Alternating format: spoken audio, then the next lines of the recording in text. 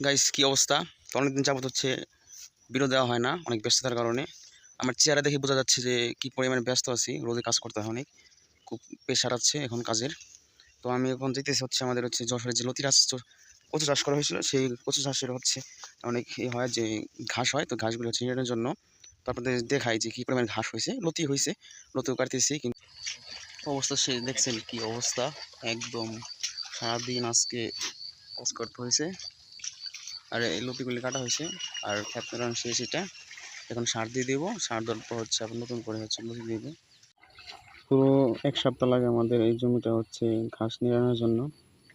তো দেখতে পাচ্ছেন পুরো জমিটা হচ্ছে নিড়ানো শেষ। আর এগুলো হচ্ছে লতি কিছু কাটছি, এগুলো জলের জন্য কালা হয়ে গেছিলো। সম্ভবত এখানে হচ্ছে 20 থেকে 25 কেজি লতি হবে। ক্ষেত নিড়ানো শেষ, সেখানে সার দিয়ে দেবো। সার দেওয়ার পর হচ্ছে আবার নতুন করে লতি বের হবে। লতি আছে ছোটো ছোটো, এগুলো কাটা হয় নাই। আবার সার দেওয়ার পর হচ্ছে নতুন করে অনেক লতি বের হবে।